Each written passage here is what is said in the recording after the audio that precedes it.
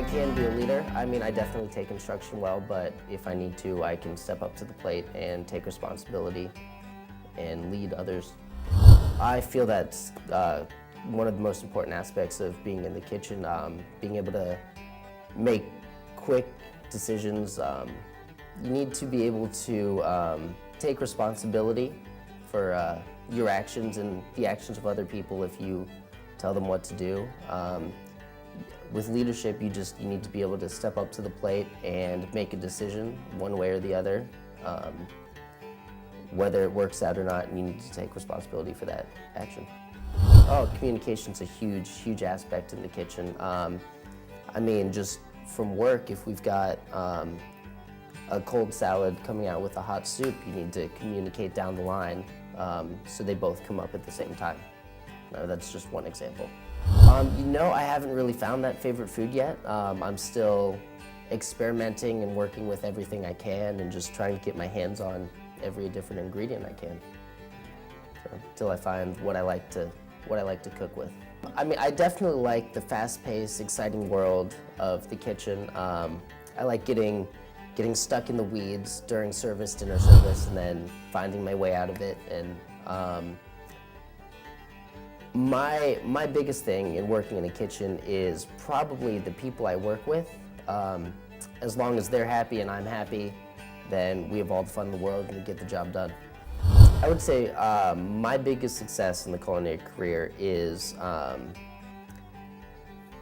just getting jobs in the fine dining establishments I've been getting into, and getting to work with those great chefs and taking what I've learned here at the Art Institute and bringing them into a more culinary profession. Well, definitely the teachers, the chef instructors here have had a big impact on me. They've taught me to work smarter, not harder. If there's a simple way to do something with the same outcome as a harder, more complicated way, definitely do it the easier way, but with the same outcome, so everything still turns out. There's two moments.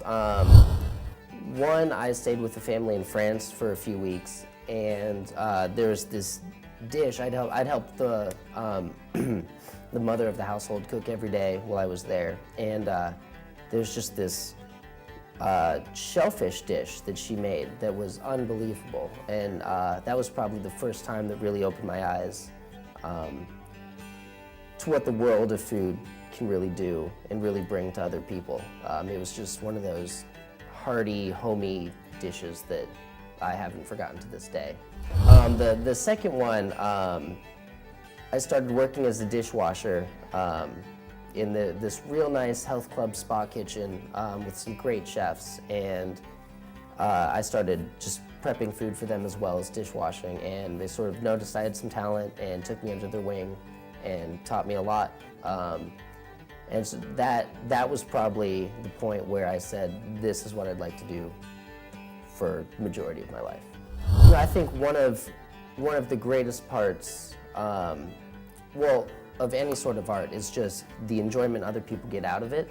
And if that enjoyment comes from eating what I've put out, then so be it. I mean, that's great for me too. I enjoy making other people feel good. And I enjoy working with my materials as food, and letting other people taste that and just let other people get a sense of who I am. I think this is becoming a lot more mainstream, and I mean, there's definitely a future here. I would say I love to paint, but with this I see more of a future. Everybody's got to eat. So I sort of look at it that way too. There's always something to fall back on. But at the same time, I'm still doing what makes me happy and being able to put forth artwork or food, whichever way you want to look at it, and just make the world a better place for other people. I would definitely say it's a lifestyle. We work long, hard hours in the culinary field, work every holiday. It's definitely something you need to get in the mindset that you're going to do, I mean, I look at it as art and business, but more of as a full lifestyle that I've sort of set myself on this path and am going to complete.